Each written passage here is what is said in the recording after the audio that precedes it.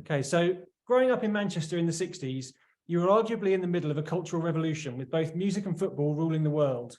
How did these two cultural groups merge to form the backbone of the Northern identity? I don't know, because we were an unusual part of Manchester. So where I grew up was Old Trafford, but it was the bit of Old Trafford that was literally 200 yards away from Whalley Range, 150 yards away from Moss Side, and 200 yards away from Hume. And we were kind of an unusual little pocket of Manchester where you were either Irish descent or West Indian descent. So kind of, I always describe it as like we had Catholic guilt, but we liked reggae. And so it was very diverse. I mean, it's interesting if you ever watch Manchester United on the TV, and there used to be all the big seat guys behind Alex Ferguson in the dugout, and they're all Old Trafford lads, because we always had a quite a big seat population as well. And Old Trafford, Moss Side, Whalley Range, and Hume were like amazing areas. And from where my house was, where I grew up, if I did a half-mile radius sort of thing with a compass, like at school where you drew a circle, you would have Morrissey, you'd have all the guys out, the Ruthless Rap Assassins, Kermit, who was then in Black Grape later on. You'd have Denise Johnson, who sang with Primal Scream, Dan Charlemagne, who was with Goldie and Metalheads and Moby and Urban Cookie Collective. And you'd have Marcel King out of Sweet Sensation, the first ever all black British group to get to #1 in the charts back in 1974. It was there was a vibe around there. And I actually went to school. In my class at primary school and at secondary school was John Marr, drummer with the Buzzcocks. Chris Nagel, who was the engineer and producer of all the stuff at Strawberry Studios, Yellow and Yellow, so people like Joy Division. He was Martin Hannett's assistant for the Joy Division Unknown Pleasures album and for all those Simply Red records. And he worked on everything, Chris Nagel, and he was in my class. Year below me at school was Andy Connell out of Swing Out Sister in A Certain Ratio. In my older brother's class at the same school, St. Bede's in Manchester, was Rob Gretton, who managed New Order and Joy Division and was a guy who wanted to set up a club which became known as a hacienda.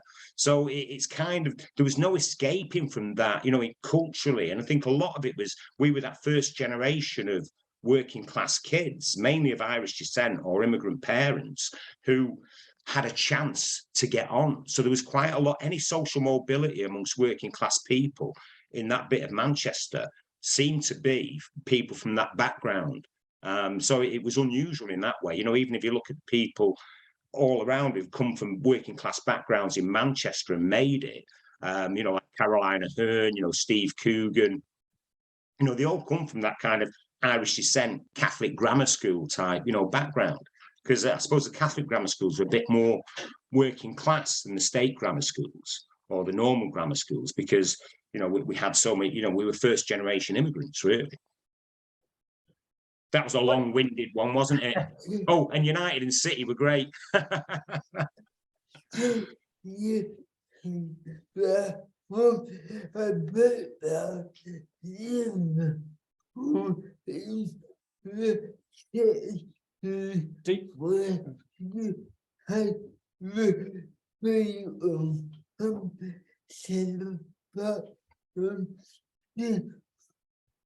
Do you think that was a bit like Liverpool in the 60s, where you had the Beatles and Cilla Black? Well, yeah. I mean, they had more than Cilla Black, didn't they, the Beatles, and they had Billy J. Kramer, but his band, the Dakotas, were all Mancunian. Liverpool, the Beatles, they used to all go and buy all their gear at Johnny Roadhouse in Manchester. And then Manchester had that parallel scene in the 60s where you had the Hollies, Herman's Hermits, who outsold the Beatles in 1965 in America. Even bands like Freddie and the Dreamers, they had a #1 hit in America. Wayne Fontana and the Mindbenders. I mean, Wayne Fontana, he was the Shaun Ryder of the 1960s. He was a mental case, but they had a #1 hit in America. There was one week in 1965, April 1965, in the US Billboard charts, where Manchester bands were numbers 1, 2, and 3. And I think it was that little pocket of the Northwest. Liverpool kind of burst out first with, bands like, people like Billy Fury, a kind of working class hero, and, somebody with that vulnerability and edge as well, because it's always made out as if in working class there's a kind of aggressiveness there, but there's not really. There's a massive amount of vulnerability. If you look at somebody like even Liam Gallagher, it's the anger is that's the vulnerability you're feeling. That's the reality, you know, and that's what you relate to, really. Like me, you're a Man United fan, something you discovered from a very young age. In your opinion, how important is the relationship between football and pop culture? I think it almost happens accidentally, doesn't it? I mean, it was weird. A mate of mine died a year ago, but he was mad on the 70s. He used to play in a big covers band, you know, they were quite well known, called Northern Lights. And I was playing that, you know, Son of My Father, Chicory Tip, you know, do do do do do do. And that's where, you know, all those songs like, oh, Tommy, Tommy, Tommy, Tommy, Tommy, Tommy, Doherty. And it's like an earworm in my kids' ears, and they hate that theory. They hate anything I like, you know what I mean? They're young lads, age 21 and 24. But then they know where the football terrace chants come from, you know, and they go right back, you know, to like, you know, the village people, you know, you're shit and you know you are. You're a West young man, you know, then gigs will tear you apart again, and then you know, it's all those sort. You know, there was always that mix of pop culture, you know, and then when they used to all the United fans singing the Spiral Carpets, this is how it feels. At the City fans, you know, this is how it feels to be City. This is how it feels to be small. I think there was always that, wasn't there? There was always that crossover between pop culture and football culture, because you know they're both big things within the working classes. The beginning of your career coincided with the political and social upheaval of the 80s, with Thatcher, Reagan and Scargill dominating politics. As a broadcaster, what sort of responsibility were you under to deliver a positive alternative to the bleakness of Britain? I don't know. I mean, it was a strange one, you know, because me getting that job on the radio back in 1981 was after I'd been on a national TV show about being on the dole, basically. And the reason they chose to make it in Manchester was Manchester had suffered the most from Thatcher's policies, really, you know, where she opened up, you know, she got rid of all the tariffs on imported goods, got rid of the manufacturing industry. So Manchester went from a place of high employment to suddenly mass youth unemployment. Nobody had a job. And then, of course, in the riots of 1981, I mean, you know, Manchester was, you know, it was quite vicious in Moss Side. You know, the first night they laid siege to the police station, and a policeman even got a crossbow bolt, you know, fired through his leg. So it was quite serious. And the Scarman report that came out later put one of the main causes of the riots of 81, you know, about high youth unemployment. And so when World in Action made this TV show that went out on a Sunday night at 20 to 7, I got invited onto it almost by accident, you know, because my mum was a school dinner lady, and another woman that she worked with, who was also a school dinner lady, my mum was always moaning that I'd still be in bed at 2 o'clock when she got home from doing the school dinners. I don't tell my kids this, you know, how'd you get your job in the media? Well, by staying in bed till 2 o'clock. And so it was suggested that I, you know, because her son ran a youth group in Trafford Park. And so she said to me, Mum, oh, if he's on the dole, he could take part in this show. So that's how. So every kid who threw a stone at the police or threw a petrol bomb inadvertently helped me get a job in the media. Is that what it takes to get a working class kid a job on the radio? And what was weird was there were lads from around our way who took part in the looting. And there was one particular lad who got caught in a big sports shop on Princess Road. Other kids went in there and just grabbed all the trainers in boxes and ran out once the window had been put in. He was trying them on to find the right size. Right. So, of course, when the police came, he was in his stocking feet and he couldn't run because it was all broken glass on the floor. You know, being too choosy. He'll learn for the next riot, won't he? So, yeah, it was unusual. And obviously, we talked about that in the early days. You know, when I did the show Barbed Wireless on Radio Derby, I mean, on the very first show, we had, you know, The Beat on. An interview with UB40, Robin Day, and in the first week we were interviewing people like Keith Joseph and Lord Noel Baker, who was like a Labour peer who'd actually been a Labour MP in the 30s, trying to stop the British government allowing Hitler to the Germans to rearm. You know, and kind of, you know, the backdrop of the Spanish Civil War and everything else, and you know, so I was so lucky to speak to all these really interesting people. But what I always wish in my heart of hearts is that had Labour won that election in 1979, Britain would be a country more like Holland or Germany. We'd be much more equal. You know, people would be looked after better. And also that's cheaper in the long run. Do you know what I mean? You know, if you leave everything to be an emergency, it's always going to be more expensive to sort out. It's almost as if there's a section of society in the UK stuck in the Middle Ages. They want everyone to be peasants dwelling in the mud. You know, it's like, when really we know all need lifted. You know, that's a great thing about the 90s. It felt like inclusive. Do you know what I mean? Everything was going. There was like diversity in music. There was a vibe around. There was a good time feeling at last, especially when, you know, Labour got in '97, because things are always better when Labour are in. Even if they're bad, they're better. You know, you can afford to travel around, you know, 2p anywhere on the bus when I was a kid, you know. Train fares were cheaper, you know, things just work a little bit better for everyone else.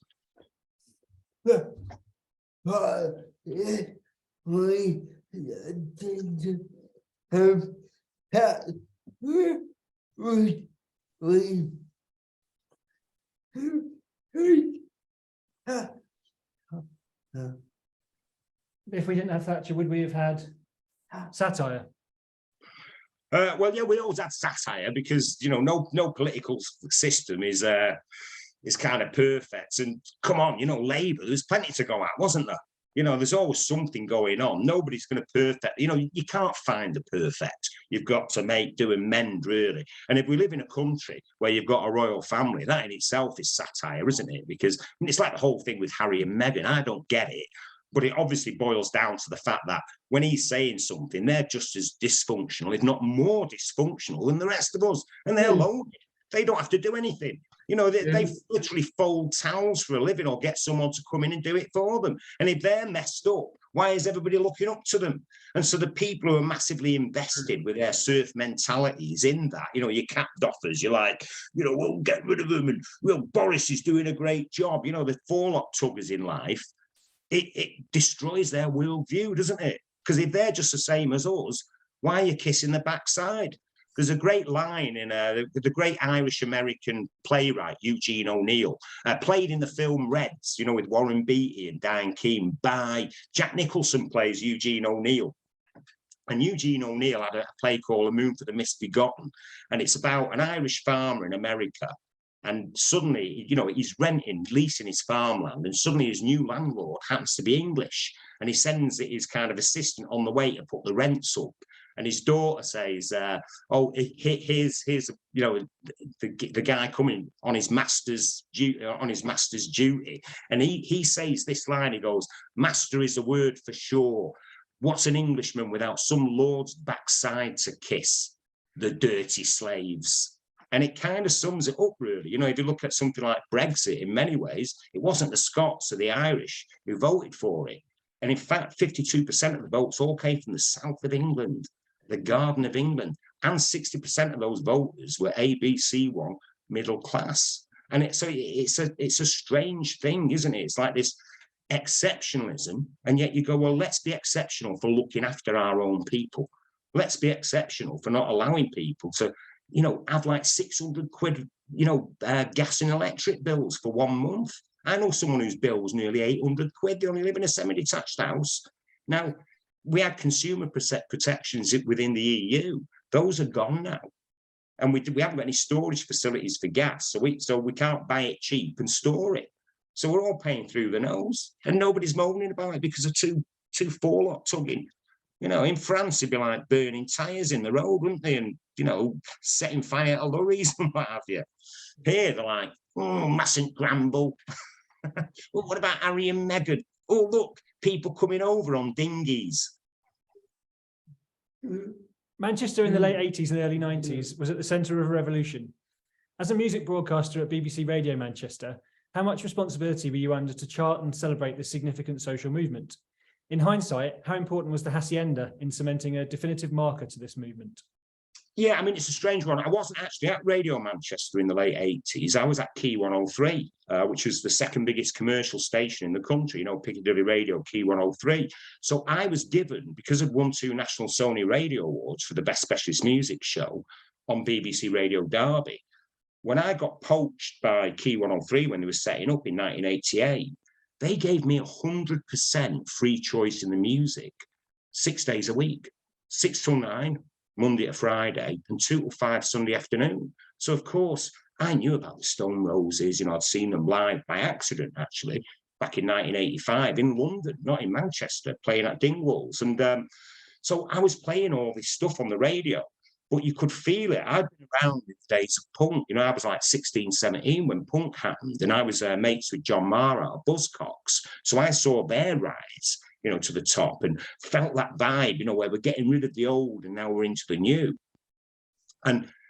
But that was kind of a bit arty and a bit kind of middle class, the punk thing, whereas the Manchester thing was, it was a vibe, it was an anti-Thatcher thing, it was a much more diverse scene. You know, once they said Manchester, that was a way of Tony Wilson, God rest his soul, you know, from Factory, of trying to make Hacienda and Factory Records the centre of a scene which it wasn't really the centre of. You know, if you look at who Factory Records signed in 88, 89, they signed a classical music roster, of a folk pub rock band called To Hell with Burgundy, a one-man band busker called the Little Big Band, Rob Gray, who used to busk in St. Anne's Square. And that was it. They weren't signing a guy called Gerald or 808 State or anything like that. And then in terms of house music, yes, but they played house earlier when it first came out, when Ewan Clark was a DJ there. He was the first resident DJ. And also when, you know, Greg Wilson was there. But it wasn't, I mean, when it comes to house music, the Hacienda wasn't the first place in Britain to play house. It wasn't even the first club in Manchester to play house. It probably wasn't even the second or third club to play house. So it kind of had this reputation, and it deserved it in terms of it's where everyone went. And it was the one club playing that sort of music that held 1,500 people. And there was always that feeling when it first opened, well, are the 1,500 people that are into this stuff, unless you're going to let a load of students in, you know, in the whole of Manchester, because people go to other places, you know, you felt defeated if you went to the same club every week in Manchester. That wasn't what you did. You went somewhere different every week, and often you'd go out as a group of maybe 8 or 9, 10 people, and you'd always have to decide on what you did, because you go to the pub and then it's like, where are we going tonight? So 2 things are important: the music, and are there going to be any nice women there? So that was it. And often you wouldn't always get a lot of nice women there if it was like a kind of an indie night. You know what I mean? So that was it. Those are the parameters. But the actual buzz, it was so ground up. You know, it's the first scene I've ever witnessed where it was absolutely organic. It was ground up. Everyone was playing catch up. You know, the NME and the music press didn't even give the Stone Roses a proper feature write-up until after they played the Empress Ballroom in Blackpool. The Stone Roses debut album that was released, I think it was April 89, that went straight in the album charts at number 32, and hardly anyone outside of Manchester even knew who they were. In Manchester itself, that was outselling. I think the same day that came out, Disintegration by The Cure came out, and the new Simple Minds album, and the Stone Roses album was selling both those albums 3-1 in the record shops in Manchester. I remember doing an interview in a session with the Pixies on the day that the Stone Roses album came out, and Frank Black, you know, and Kim Deal came in. He was the guitarist, the Filipino guy. So they all came in, and Frank Black said to me, he said, "Hey, who are this band, the Stone Roses?" Because they'd been pressing the flesh in all the record shops, you know, looking into the sales of the Doolittle album that was top 10 in the album charts at the time, and everybody coming in was just buying Stone Roses albums. So, you know, an amazing time, really, you know, and you could feel the vibe from it, because it was like, we don't need the hush-puppied mafia telling us what's cool or trying to define art for us. We decide what we like. And Manchester was never an indie music city. It was always a pop music city, but with an edge. Did you know where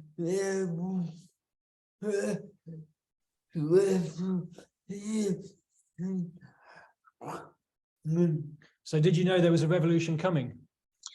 You could feel it. You could feel, because it was so real. It was just so exciting. It was so much fun. It was like the gig as an event. Now, Manchester bands weren't ever really the best live. Even the Smiths weren't great live. I think the best live band from Manchester really were James. And those James concerts, there was a period, sort of 86, 87, where they'd be lucky if they got 30 people to a gig outside of Manchester, and yet they'd be filling the Free Trade Hall in Manchester, and it was the gig as an event. It was the vibe, everybody dancing, and the Happy Mondays caught on to that. And then every Manchester gig became an event. It wasn't just about the band playing. It was the whole vibe of the day, you know, because there were some awful events with the Stone Roses, Alexander Palace, dreadful, you know, Spike Island. They built the stage facing the wrong way. So the wind was blowing in and blowing all the sound away. But it was like, I mean, Empress Ballroom Blackpool was amazing. But it was like, it was all about the people. It's about the people who went there, and it echoed the rave scene too. And there was all this nonsense about indie dance crossover, where if you were a proper music fan, you always liked different genres. There were only two genres really, good and bad. I'm always suspicious of anyone who claims to be into music and all they listen to is a certain type of music, because you go, well, you're missing out on a lot. And so, and that kind of, it was a very urban sound, that Manchester sound. So obviously it was like, so you have all the black groups that were around at the time, like Ruthless Rap Assassins, Chapter in the Verse, MC Busby, even 808 State, with a guy called Gerald, Denise Johnson, who was in Primal Scream later on, in a certain ratio, her band Fifth of Heaven. There was a lot of great and diverse stuff around. And that was a true reflection of the scene. But there was like, they tried to make it white boys in big trousers, really, big flares. And that was a Tony Wilson thing, to cynically put the Hacienda and Factory Records at the centre of a scene that it wasn't really the centre of. But maybe Manchester wouldn't have been written about as much had that not happened, had it not been PR'd in that way. You joined Radio 1 in the era before Matthew Bannister revolutionised the station and took it into the millennium. As a relatively young and exciting broadcaster, working alongside radio stalwarts like Dave Lee Travis and Simon Bates, how vital was your inclusion to the restoring of Radio 1 to its youth audience? Well, it wasn't. I never got the gig on Radio 1. I'd won 2 National Sony Radio Awards, and I ended up doing little bits for the Saturday Live programme on a Saturday evening, so I'd interview, like The Fall, or I'd do a little package about Northern Soul, the 15th anniversary of Twisted Wheel. I interviewed the Ramones and spent about 9 hours just editing out the, after everything he said, well, we came, here, so I did stuff like that, but I never got to go on air, even though I'd won those Sony Awards. And when the guy who produced Saturday Live on Radio 1, Phil Ross, he wanted me to become the presenter, get someone young in. And Richard Skinner had left, and he was holding off the decision by putting Mark Page in there. And he took a tape of me to Johnny Beerling, who was the boss at the time, and said, well, what do you think of this guy? And Johnny Beerling listened to about 30 seconds and went, he just sounds like Andy Kershaw. Give it to Andy Kershaw. There you go. Too many, all as Northerners, all exactly the same. You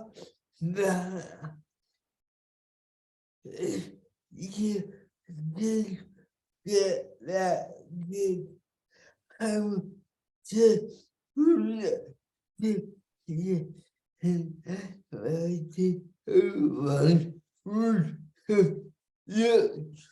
So if you had got the gig, how different do you think Radio 1 would have looked?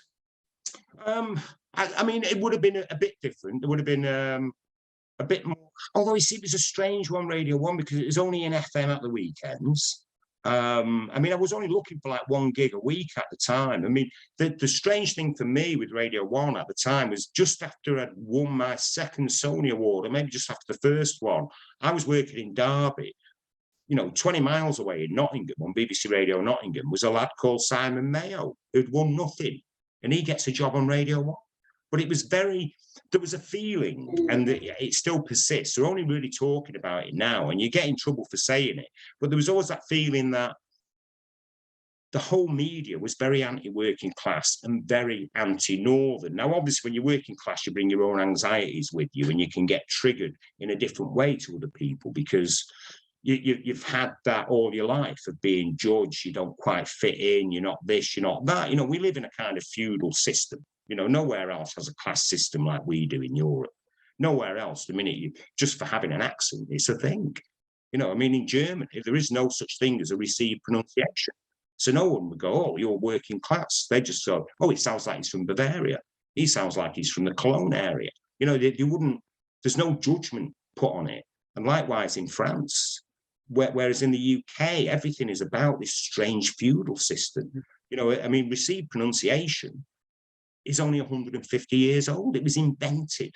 It's an artificial accent invented to try and cut the aristocracy off from the new mill-owning classes. And it's been used to oppress a lot of us. So yeah, it was a peculiarity.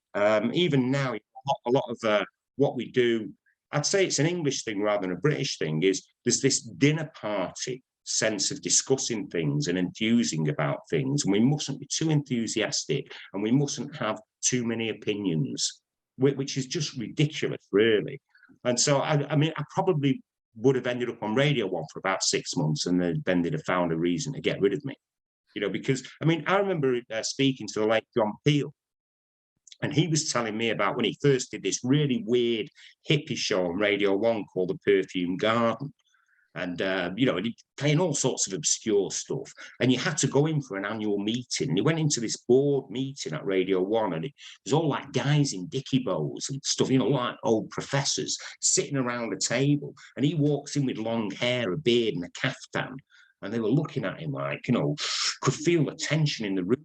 And then one of them took out a piece of paper and went, "Oh, I see you went to Millfield," which is a well-known public school. And he said, suddenly you could feel a sigh of relief in the room. He looked weird, but underneath it all, he's one of us. Throughout history, musicians and artists have taken inspiration to do what they do from the socioeconomics of their childhood. What do you think it was about growing up in the 80s which made musicians from all walks of life and all areas of the country feel so empowered to make music? I think there was a sense of hopelessness and helplessness. So, I mean, with the Manchester thing, that's kind of scally culture. That came out of like, well, okay, Thatcher talks about enterprise culture. Let's do our own thing because we're being ignored, we're being messed about with. So let's just try and have a good time. Let's try and live in the moment because we don't see any future. I don't know whether the kids have even got that now. You know, they've got computer games, they've got other stuff, but they haven't got that sense of optimism. And that's why there's so many, you know, mental health problems amongst them. I mean, not that we didn't have that. We didn't know it at the time. I suppose it was a funnel for our own social anxiety. You know, I mean, I've had anxiety issues since being a kid.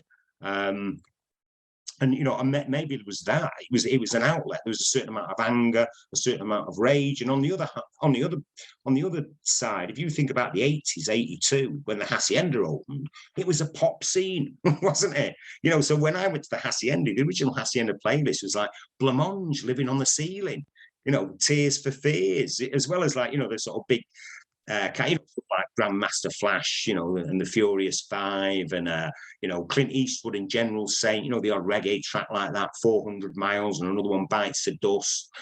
Culture Club, you know, Do You Really Want to Hurt Me? Big track at the Hacienda, and Culture Club even played there early doors. So it was like a pop scene in many ways, and then there was interesting stuff, you know. So you had all the goth stuff, didn't you? Then you had all the sort of two-tone and, you know, reggae stuff. And that was where your social commentary was, wasn't it? UB40, the Specials, people like that. And you will always get that, you know, even with the Stone Roses, you know, Elizabeth, My Dear, you know, an anti-royalist song, you know, Waterfall, which is all about the Americanization of the UK. You know, Happy Mondays, you know, a lot of their songs are quite socially significant because, you know, they're going, well, we're not going to be responsible. You know, it's like, we're going to just live this way. You know, don't call us out because you're worse. As a broadcaster, how important is it to attempt to capture, celebrate, and echo the zeitgeist of the time? Well, to me, that's the only point. I mean, I often look at some of my contemporaries who are much more gainfully employed than me, and maybe there's a reason for that. And all I ever hear going is like, you know, this kind of unedifying gush, you know, like proper lovey stuff. Oh, that was brilliant. That was fantastic. That was amazing. You're going, no, it wasn't really, was it? Haven't you got anything a bit more interesting to say? And it's just like, oh, God, that's really, you know, all the sincerity of a game show host. I mean, I remember like Chris Evans interviewing Robbie Williams, and I know that Chris hates anything spontaneous. I think the last time he did anything spontaneous was have a shit in his nappy. But he's like, what Chris did was he had Robbie Williams on. He had that song "Love Like the Russians Do" or whatever. You know, basically saying, "Oh, the Russians love their kids too." Not a great time to talk about them, really, is it? Like that. But you're thinking, yeah, so what? But it wasn't a great record. It wasn't like Angels or something like that. It was a bit of a forgettable Robbie Williams record. But Chris is trying to do this fake enthusiasm. Oh, that was a brilliant record. In fact, it's so brilliant. Let's play it again. And you're going, why? We've heard it once.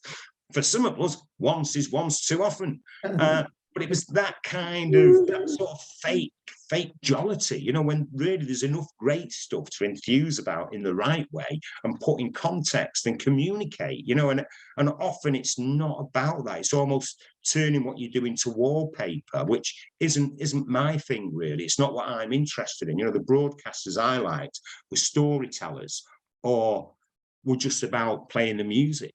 You know, so I love people like Mike Sweeney, you know, from Piccadilly Radio back in the day, because he had a very broad Salford accent. He'd been in that punk band, the Salford Jets, but they were all aged about 32, you know, and hard as nails. I remember them doing some gig with, I don't know, one of these young punk bands, and they were supporting them. And this punk band come in, they've got this reputation as being, you know, edgy. And they come in and they've drank all their rider and eaten all their sandwiches, just crusts on the plate and empty cans. They're going, who's had that? Said, we have now, F off. And but he was great at telling stories and, you know, going into the history of music and setting it up. And then Mike Shaft, who was like one of the first great black broadcasters on British radio. And he used to do like a music magazine show every night with great interviews and packaged brilliantly, but right across all genres. And then, you know, of course, the regulars like, you know, like your John Peels too, and Janice Long, God rest her soul.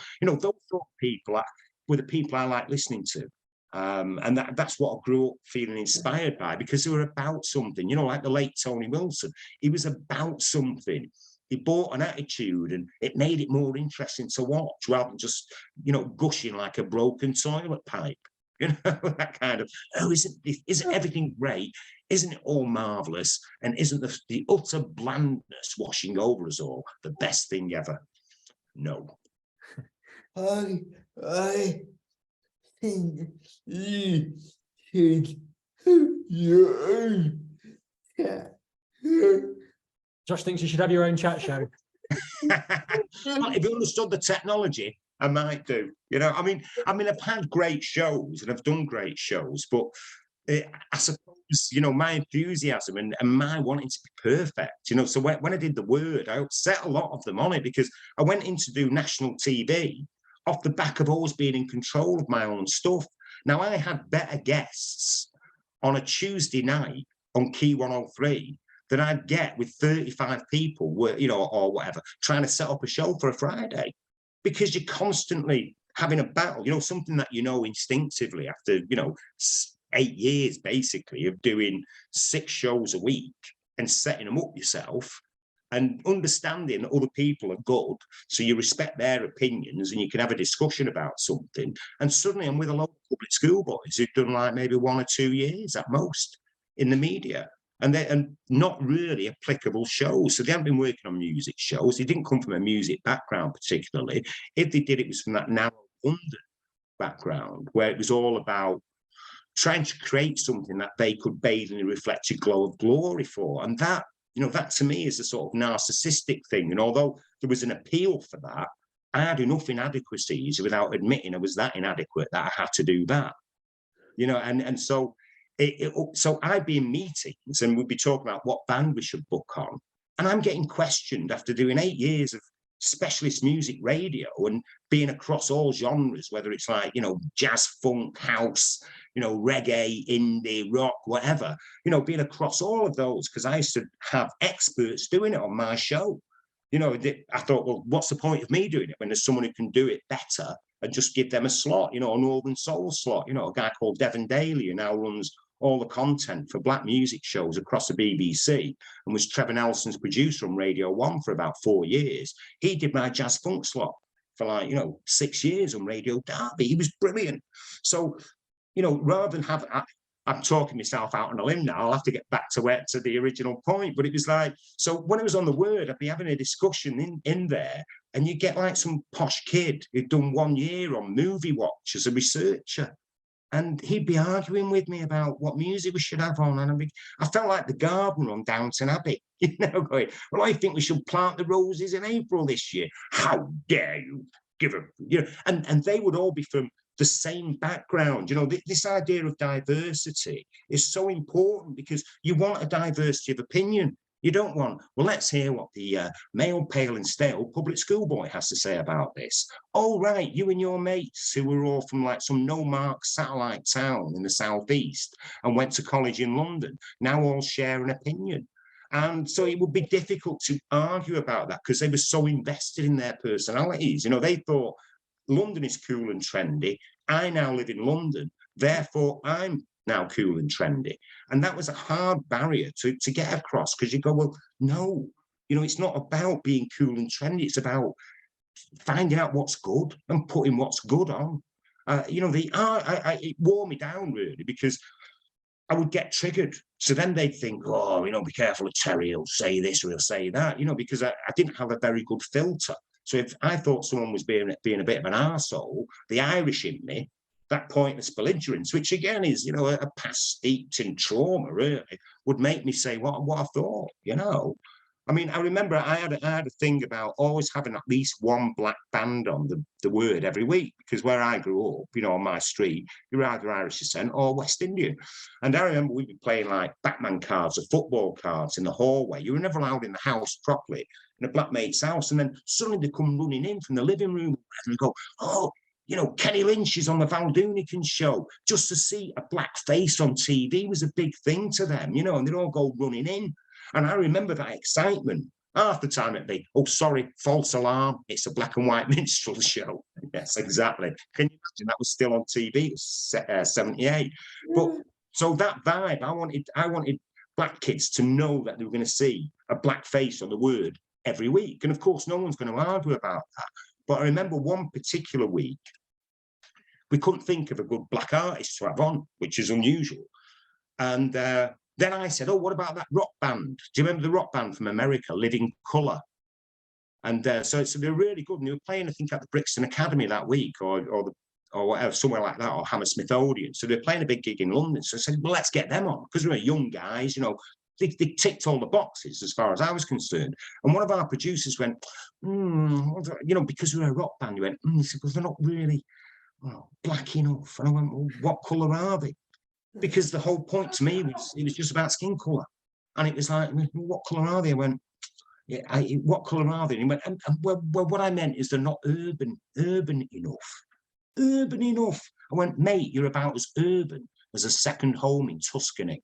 I wasn't good at winning friends and influencing people, I mean, I didn't mean it in a nasty way, but it was kind of, well, look, the whole point is, I remember when I was going away on holiday on radio, when I worked on Radio Derby, and me and the producer decided that, well, because the guy used to fill in for me, he'd got a full-time job, so we get Devon Daly, the guy I was telling you about, did a jazz funk slot, to fill in and do my show. And we went in to see the management just to tell them, thinking it'd be a formality.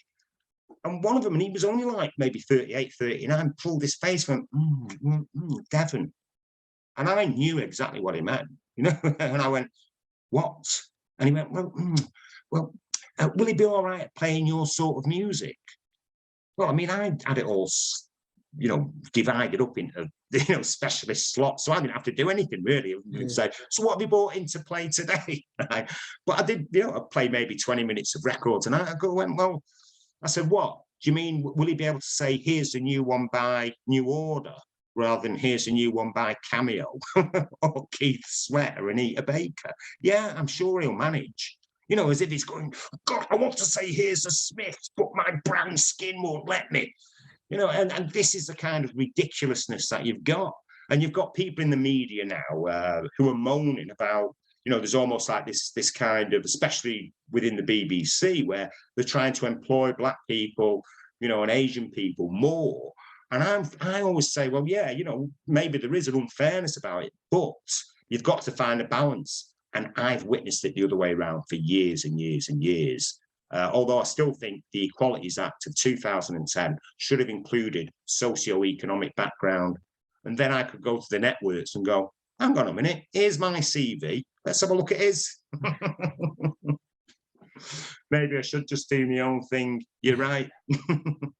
The 80s was somewhat of an experimental decade for music broadcasting, and it seems strange that Radio 4 had its own youth-orientated show, WPFM. With a young team around you, some of whom would go on to dominate British radio, what made this show different from the content on Radio 1? Well, I don't know if it did. I mean, it was aimed at 5th and 6th formers. So we'd have, was it Anna Raben every week talking about thrush? I don't know if that was very cutting edge. And what was it's true. I mean, I'm like that, grimacing all the way through it. No, hey, we all had it at some point. But then one of the researchers on it was Jo Wiley. And so I got to know her then. And then when we needed a better music producer than the one we had in the first series of The Word, who was very kids TV orientated. I mean, and he ended up managing Steps and A1. So that tells you everything you need to know. We got Jo in to make it a bit more cutting edge. And so then she was the music producer for the next year and a half. And obviously we didn't really miss out on anything. And that was the important thing, you know, because I fell out with that first music producer. I wanted to get Manic Street Preachers on doing Motown Junk. And, you know, we kind of missed out on them. He lied to me, said they weren't available. But not knowing that my missus was a big plugger to radio and TV and worked with all the record companies, and she found out for me that they were.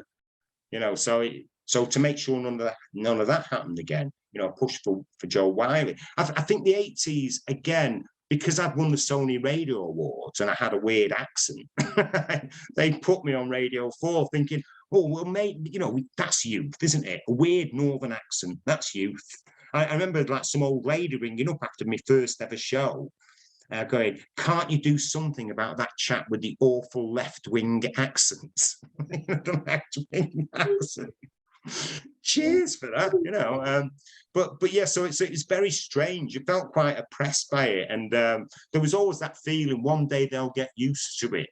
And you know, I said this on Radio 2. I did the Fern Cotton 90s show at the weekend, and talking about Charlie Parsons, because I was worried because all the research showed that a southern audience were turned off by a northern accent. Right? And Charlie said, he said, well, I don't know, maybe they'll get used to it, Terry. You know, they might get used to it. Don't worry too much about it. And I said, yeah, it's a bit like you get used to, I don't know, would you get used to curry if your first taste of it was a vindaloo? so there was a touch of that.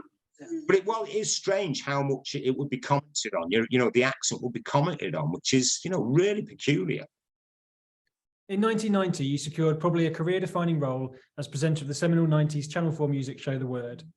Before The Word, pop music was always represented in a conservative manner, except for the freedom of Top of the Pops or The Tube. What was it about liberation of the late 1980s which made TV producers realise the slightly more rustic approach to programme making could work? I mean, in some ways, we had discussions about it, and you've got to remember, I came out of a purely music background. Nobody else had presented a show on the TV who came from a region that was hip at the time, Manchester. And let's face it, that's the reason I got the job. Manchester was hip for 6 months, and it was like, let's get one of those. The name of the show, The Word, came from the page I did in the Manchester Evening News, which was called The Word, and I inherited that off Sarah Champion, who in turn had inherited off a Melody Maker journalist called Mick Middles. And the name of the page, The Word, came from Mike Unger, who is the editor of the Manchester Evening News, who was a Scouser. And obviously, so The Word came from the Beatles record off Abbey Road. And when we were looking for a title for the show originally was on at 6 o'clock for the first 11 weeks on a Friday night. And that's the night my page in the Evening News, The Word page, came out. So I thought if they called the show the same name as my page in the Evening News, I might get an extra 30 quid a week off Mike Unger. And I did.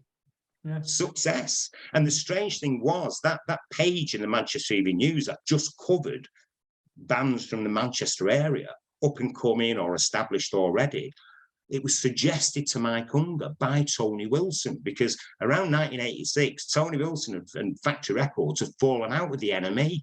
So they needed someone to write about their stuff.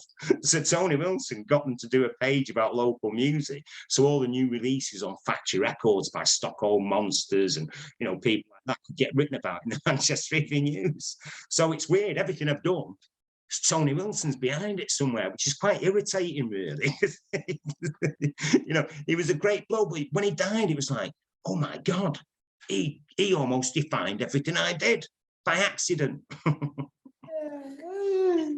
The brainchild of both yourself and Charlie Parsons, the world heralded a new era for music entertainment and completely shook up the relationship between music and TV. What made you think that television needed something like this? Well, for me, you see, what it was with Charlie, he wanted to do something that was a bit more mainstream. And I had the ideas for it because I've been doing it for years, something that was quite cutting edge, but was presented to you in an uncool manner. Because really, what could be more uncool than being a geek about music, being a complete nerd? On the outside, it's cool. On the inside, you know, well, should we really care? You know, should we care that much? But you do. So all the things that I'd loved growing up. So I loved So It Goes with Tony Wilson, you know, the first person to put, you know, in Elvis Costello, Ian Dury and the Blockheads, you know, Sex Pistols, The Clash, Iggy Pop on the TV on a Sunday night. I mean, just amazing. But he, you know, he presented them in a bit of an overly cool way, but self-mocking at the same time. Then I loved the Hitman and Her too. Past the Mic, and some of the music was quite cutting edge on there, you know, all the K-Class stuff, Boa, that kind of northern rave sound. You got it on the Hitman and Her, and it wasn't presented in a cool way. It was all inclusive, everyone out having a great time on a Saturday night, and I wanted that vibe in the studio. And then there were other better ideas, and I think with Charlie, he saw that and he wanted that, but he still didn't quite get it. You know, so his brainchild, I think, I'm going to him. I mean, but what he did have was he had good instincts for TV, and he would take those risks. Whereas nowadays, no one would take the risks. And I think that was what was different. But I remember when we did the Best of the Word in 1999, because all the press absolutely hated, well, he particularly hated me. And in 1999, someone said, you know, about us bringing back the Word as the Best of the Word, and then we might have revived the whole show. He put, and the worst thing about the Word coming back was it would mean that Terry Christian was right when he said to us back in 1990 that you'll still be talking about this show in 15 years' time. And they were after 10 years. They still are now after 30 years. And, you know, that to me is, but I knew it because that's what we set out to do. So every week, music-wise, you get something cool that might go big, that you'd always remember seeing for the first time, something quite poppy, but that was a little bit different. And then, you know, some great black music, often all three together. So, you know, we had Cypress Hill on, you know, Public Enemy, you know, even people like the disposable heroes of hypocrisy, television with Michael France, you know, bands like Reef, Ocean Colour Scene, their first ever TV doing Sway. You know, that was only on about show 3. We had the Pixies and the Charlatans both on the same, you know, on show 2 at 6 o'clock in the evening. You know, so we gave, you know, that vibe to remember. So people can remember seeing Nirvana on the TV, seeing Oasis, and Badly Drawn Boy. He was inspired to go into music because he used to watch it with his big brother who died about a year and a bit ago now, because he saw the John Spencer blues explosion on the Word. You know, and that was quite an edgy thing because we weren't putting them on expecting them to go top 40. We put them on because we thought they were great. And shows don't do that. They're always trying to second guess and bathe in the reflected glow of glory. Whereas if you do it from the heart, you'll find the good stuff anyway. And that's the vibe I wanted. You know, Ian Dury didn't get to #1 in the charts at the time when he was on So It Goes. I mean, he did maybe 3 years later or whatever with Hit Me With Your Rhythm Stick, you know, but you didn't watch it for that. You didn't expect Iggy Pop to be #1 in the charts. You wanted to watch something that was different and edgy, you know, get me with the horse tail and all that. You know, so you watch So It Goes for that. And I wanted to create that vibe, that inclusiveness, that idea of, because a lot of youth programs before that, you know, like Network 7, they were always a bit glib and middle class. It was always, you know, kids in like PVC or leather trousers, wasn't it? Trying to be really cool. And that isn't really what you are as a teenager. And that isn't what yeah, you know, you might be trying to be that, but most of us are failing. Whereas the word was more for the misfits. It was more like, okay, you're a teenager. The real teenagers, the real youth market are 14 and 15-year-olds. And what they want to be is 17 or 18, so that they can go out go out officially. Everyone used to drink underage in them days anyway. But the reality was, we wanted to bring a night out into your living room. You know, that was the idea of the word, bring a night out into your living room. And of course, the critics hated that, because for the critics, well, you should be this, you should be that. And they hated youth programs, and they hated the fact that it was popular. You know, we were getting 2.5 to 3.5 million viewers, you know, whereas, like, you know, even the things that followed us, like The White Room and, you know, Naked City and all that, they were getting like less than 500,000 viewers. You know, so, and yet they were trying to be cool and they had good music on, but they weren't presenting it in an uncool way, if you know what I mean. You know, the word wasn't about being cool, it's about creating a vibe, an idea that anything might happen in the next minute. And often it did, didn't it? You know? How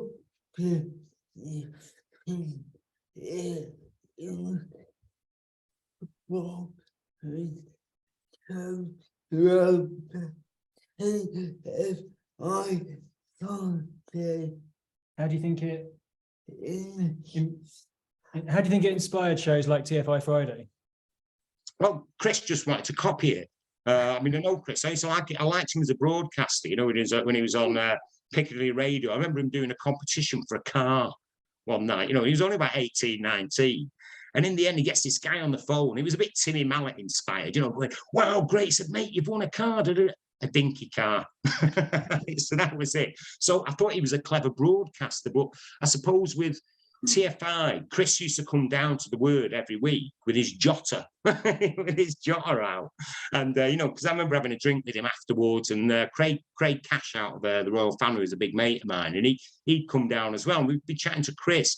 But what he wanted was, he wanted that vibe, but he didn't want the spontaneity of it. So he wanted to control it. So notice, he wouldn't do the show in front of 350 drunk people the way we did, all shouting. He had his own little coterie, didn't he? About 15 people who'd laugh at all the jokes Danny Baker had written for him.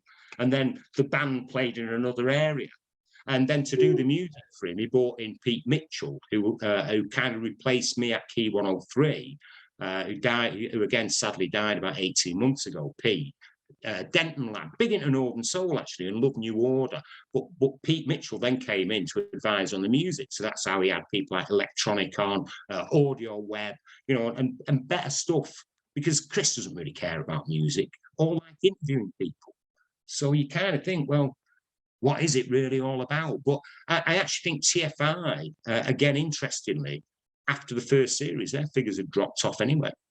Whereas the Word, our figures just kept going up and up. But they couldn't get rid of TFI because he signed a contract for 5 years minimum.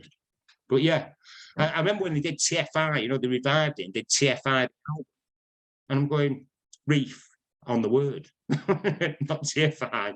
Boo Radley's on the Word. You know, so they had all these songs that were on the Word and weren't even out. Happy Mondays, it's split up by the time TFI Friday was on. New Order, never had New Order on. You know, they had Electronic on. Stone Roses, they never had the Stone Roses on. You know, it's kind of, it was one of those sort of strange things. You know, so it was all bands that had been on the Word, but TFI trying to use it to define them as being something, which they actually weren't. But yeah, I suppose imitation is the sincerest form of flattery. You know, if Evans had had a disease, it would have been bubonic plagiarism. There was a certain young researcher on the Word who would go on to become a significant voice in British music. What were your first impressions of Jo Whiley? Well, I'd met her when, you know, she works as a researcher on Channel 4 on the WPFM show, and then she took over presenting it. So, I mean, you know, I asked for her to be the producer. They came up and said, what about Jo Whiley?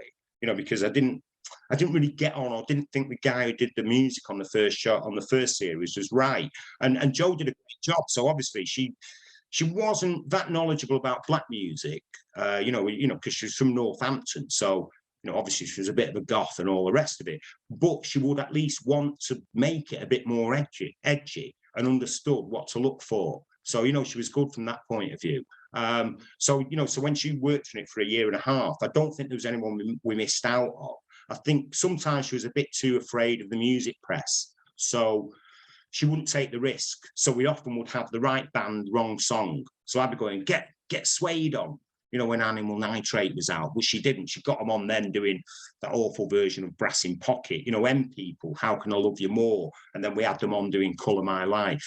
But I think a lot of that was a paranoia about the music press. So she wanted to see who the music press would go to. So then if she booked an artist and they weren't a hit, she could say, well, they were front page of the Enemy or front page of Melody Maker. Whereas I used to say, it doesn't really matter. Let them follow us. We don't follow them. You know, imagine that would have just made them hate us even more. The Word also boasted the first British TV appearance by Nirvana and the first ever TV appearance of Oasis. In hindsight, how significant was this in charting the evolution of British music? I mean, I think Nirvana, you would look stupid if you didn't get them on. I think it was bands like Cypress Hill, getting them on was important. I think definitely with Oasis, you could feel the vibe. There wasn't a lot around at that time. It had been quite a poor series for music, Series 4. And there was all this stuff, you know, like new wave of new wave, whatever that meant, you know, with bands like Smashed and these Animal Men. And, you know, it's just always a bit tired. It was almost like whenever there was no music scene in London, they'd reinvent punk, which is the last time they'd had one in 76. So there was that vibe about it. And then all this stuff, you know, acid jazz, which was like basically white guys wearing Frank Spencer berets, playing old funk music from the early 70s. You know what I mean? So hardly a real scene.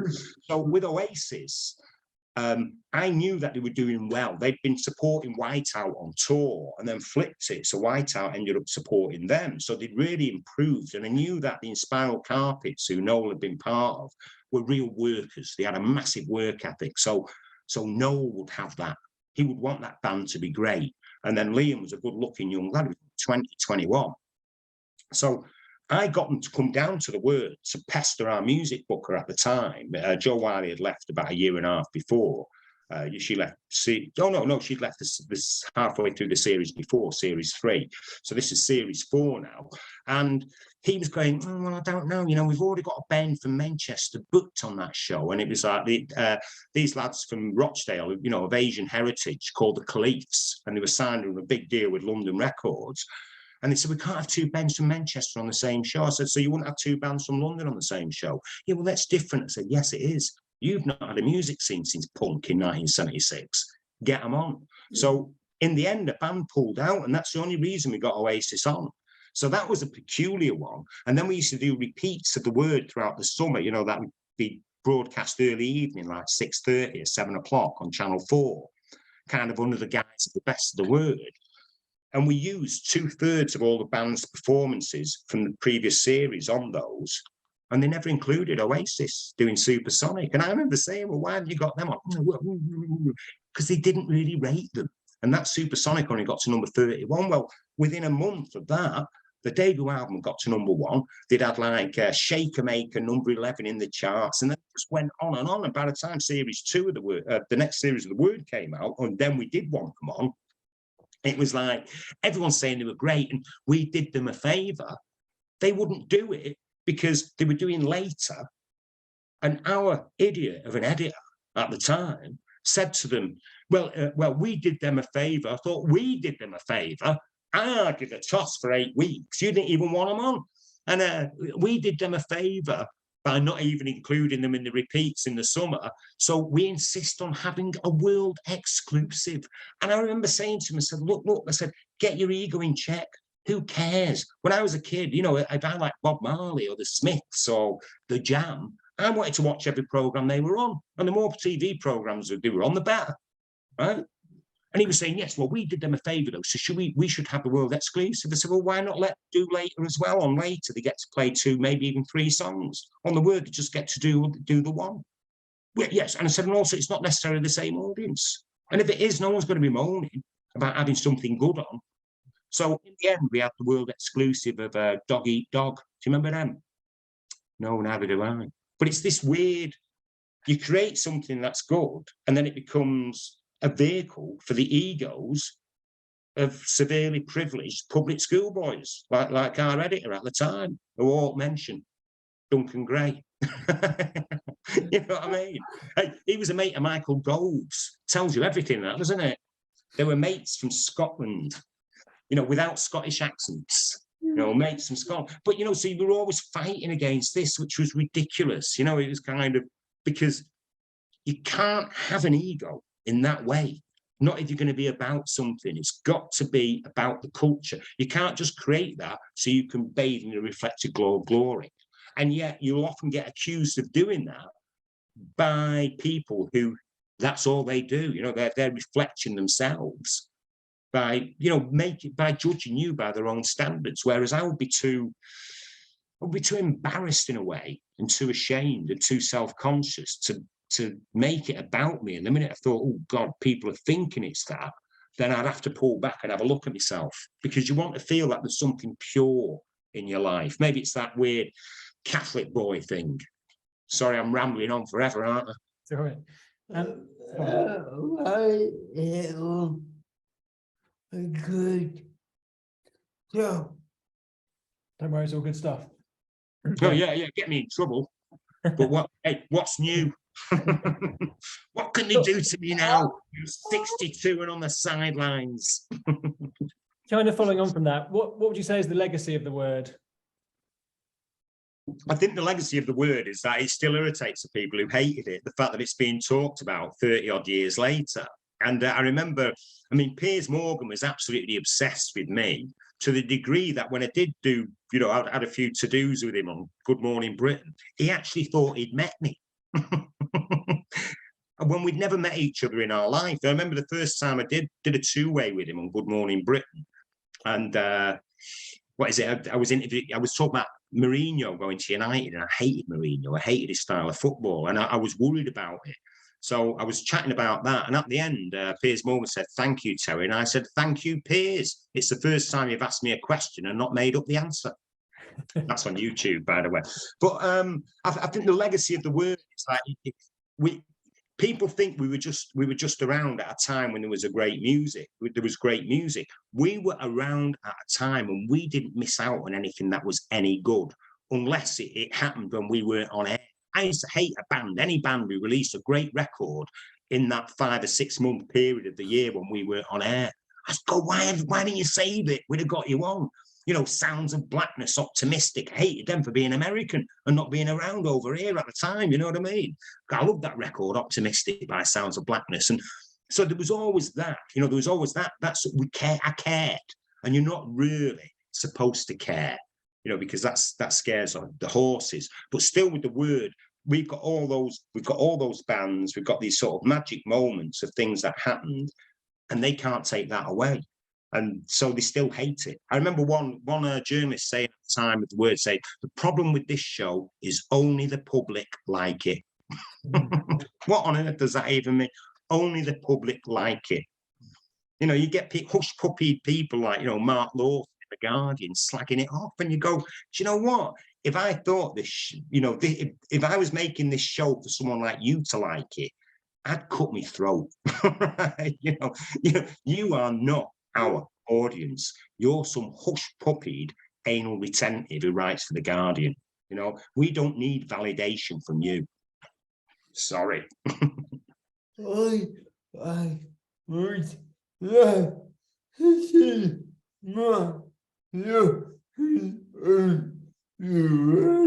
Josh would love to see Mark Lawson on the word. Well, yeah, I mean, he slagged us off in the paper and got everything wrong. Yeah. You know, he got it wrong. He was talking about the wrong show. He was talking about Surf Potatoes, which is a Sunday lunchtime thing that Danny Bear did with Max Beasley. So it wasn't even, he was slagging off an item, and I went, "Mate, you've got the wrong show." If you had to pick one moment which summed up Britpop, what would that be?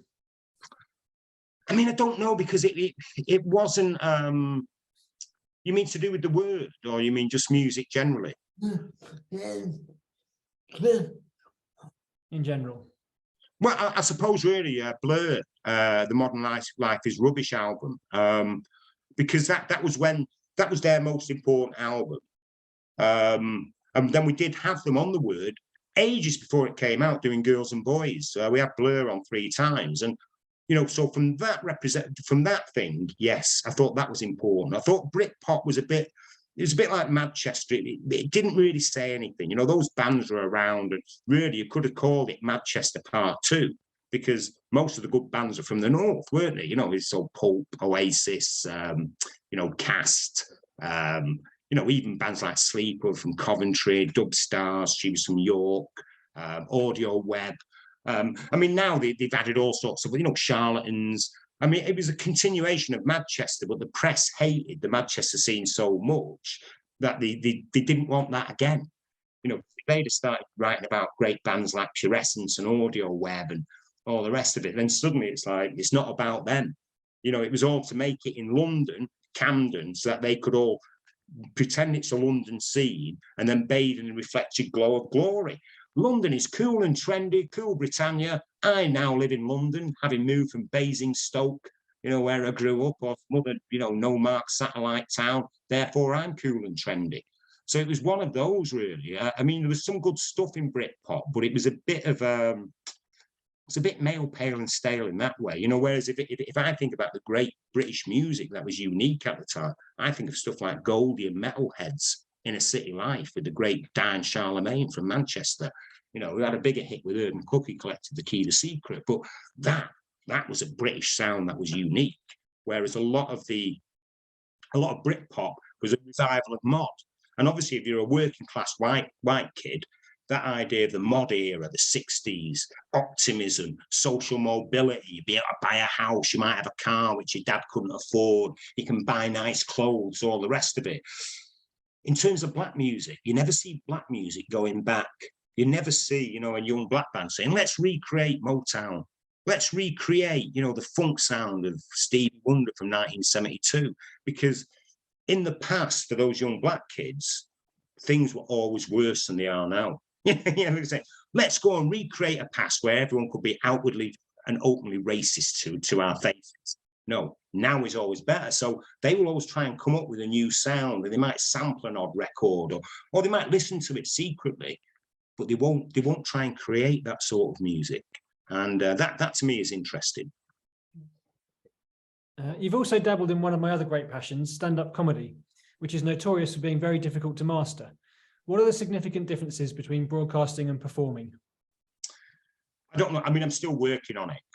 What it was one of my best mates is a big music producer called Johnny J, Johnson Yakubi. So he produced Urban Cookie Collective, The Key to Secret, even Cotton Eye Joe, all the Dr. Alban stuff, all the Gabrielle dance mixes, that made her a hit with Dreams in the USA.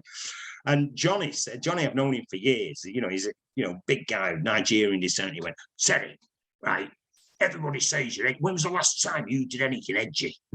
So I thought, okay, here we go. So I did a stand-up tour back in 2011 called Naked Confessions of a Recovering Catholic, which is basically more about, I'm a bit of a twat, but it's God's fault.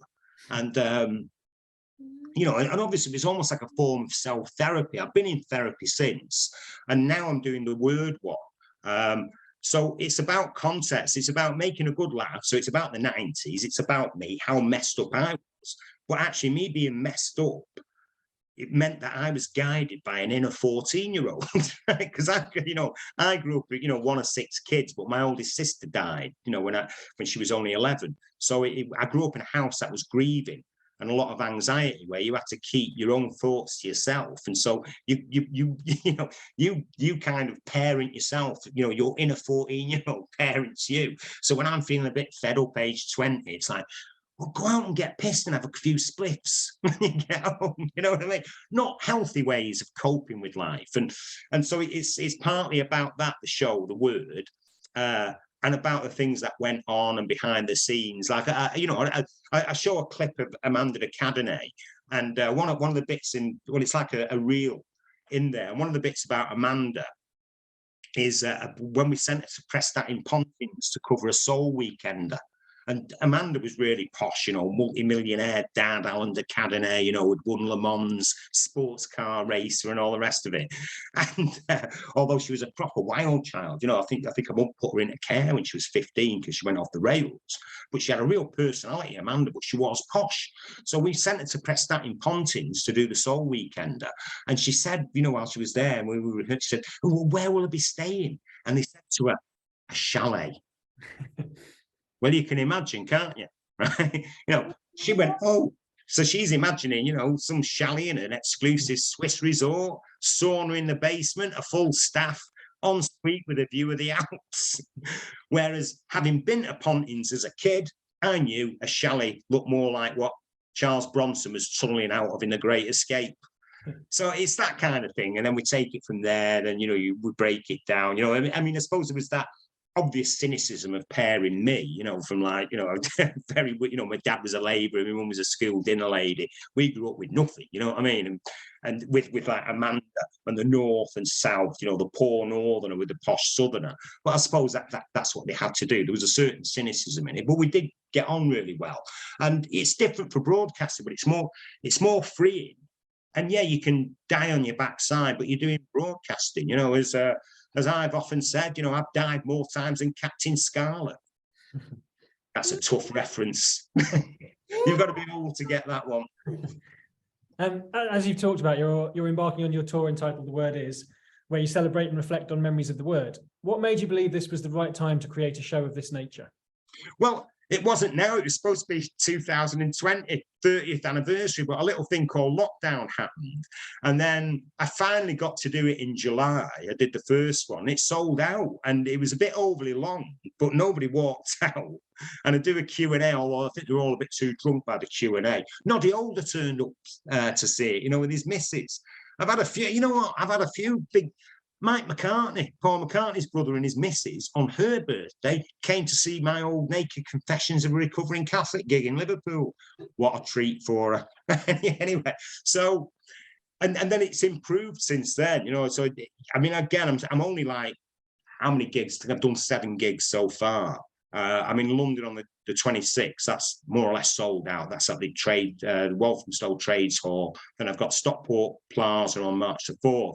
But it's going really well. And again, you know, it is changing, it's evolving. And obviously, I'll go into rants on things. I show some great clips, tell the real stories from behind the scenes, if they're funny, only if they're funny. You know, spending all day with John Wayne Bobbitt, a guy traumatized by having his, you know, willy chopped off. Yeah. Oh, tell you, that's still breaking. My fingertips are getting sticky now just thinking about it. You know, I mean, that was a bit spiteful of her after all, wasn't it? Not just chopping it off, but then driving off in it and chucking it out the car window. So I'll go into a great detail on all of that stuff. You know, we talk about some of the great bands we had on, Oliver Reed, all the rest of it. You know, so, you know, some of the favourite clips of the word. Even the woman who slapped me, you know. Because when she got slapped, the big question was, what did she slap you for? You know, was she a spurned lover?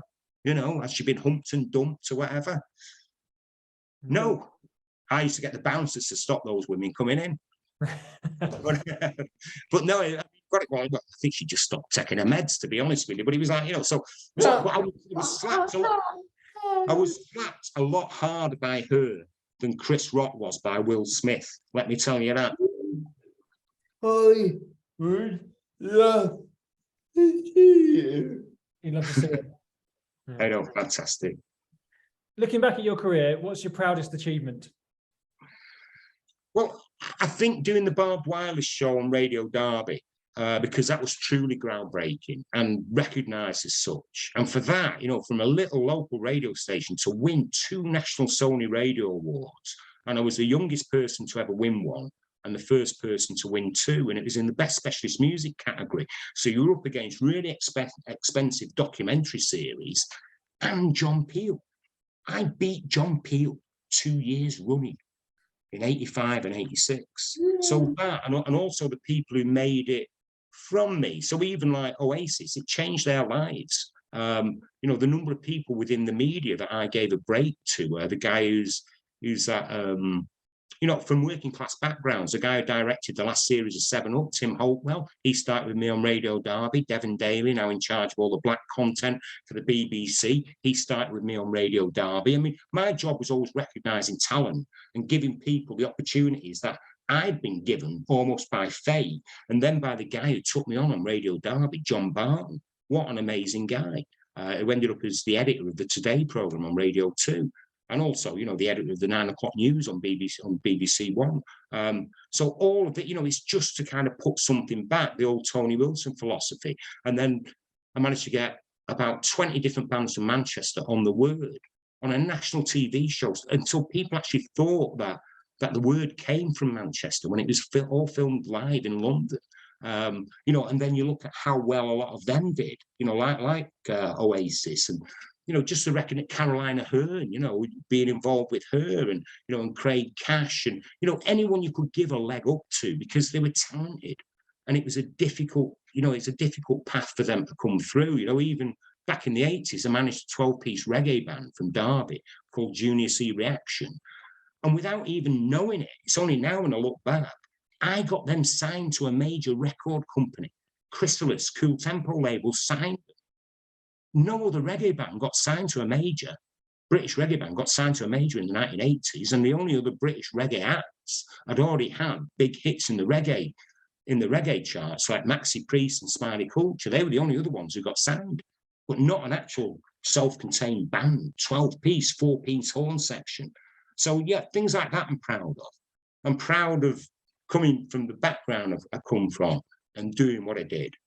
You know, and people don't like that. They don't like that journey. You know, that's where some of the anti-working class stuff comes, because it always sounds a bit more impressive saying, oh, you know, my dad was a hospital porter and now I'm a brain surgeon, than saying, well, my dad was a brain surgeon and now I'm a brain surgeon.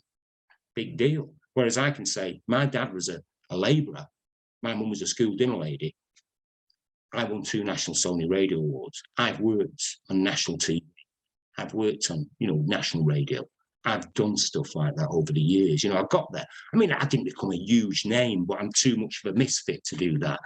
Misfits, they'll always say nice things about us when we're dead. I'm not looking forward to that day, by the way. They can hold off on that for at least another 62 years. And then just to finish off, what's next for Terry Christian? Well, the stand-up show, and then a proper book about Manchester music. So I'm doing one called True Faith, and it's a history of Manchester music, but with black people and women in it. Because one of the things I've noticed about all the guys who've written the Manchester books about the music scene, the best ones are particular to a thing. So I love The Big Midweek by Paul Hanley. Was it Steve? No, Paul Hanley, The Big Midweek, and then his brother's written a good one. He went to St. Bede's, actually. No, Steve Hanley, and then Paul Hanley's written one, which is good. Mick Middle's book about factory records is really good, you know, and the factory scene. But all the other guys aren't actually from Manchester, and I think you've got to live and breathe it, and they're not working class. It's a working class city, Manchester. It's an immigrant city, and you've got to feel it. You have to be able to explain those stories, you know, and where that feeling comes from, you know, that feeling where you want to rise above the stifling anonymity. It isn't about making money. It's about playing the game in the right way. Do you know what I mean? It's like, that's why we love mavericks like George Best. You know, I was with Eric Cantona, I interviewed him, you know, on Thursday at the National History Museum, and he was everything you wanted him to be. He was a complete radical. You know what I mean? He was like all for the people. And this great art exhibition with Michael Brown, you know, did the art, the game painting, and it's all about social issues and football. So he's got Socrates and Viv Anderson together, you know, and Socrates is very kind of political and for the poor in the barrios in Brazil, and Viv Anderson, the first black player to play for England, and what that represented, and, you know, all that kind of stuff. And I suppose that's it, you know, that's my thing, really. I can't remember what the question was. What's next for me? Books, stand-up tours, and hanging in there, and finally winning something that I'm involved in. You know, when it comes to like reality TV or those celebrity quiz shows, keep coming second in The Weakest Link, second in what is it, Celebrity Big Brother, and I suspect I came second in the Bake Off. You know, when I did that. I think one of my bakes let me down at Christmas. You know, the one that looked like I should have gone to Greg's. A tear and share. You know, what working class kid has got a chance with a tear and share in a brie thing, you know, with bits of rosemary. We just had meat and 2 veg, overly boiled. A good. Like a good tear and share. Yeah, should be the name of your so That should be the name of your next show. Tear and share, yes. Tear them apart and share it all. You know what I mean? What was the old saying? I don't know who wrote it. The old saying, you know, here's looking forward to the day when the last king is strangled with the entrails of the last priest. That seems a good point to finish. Yeah. Yeah. Listen, thanks a lot, Josh.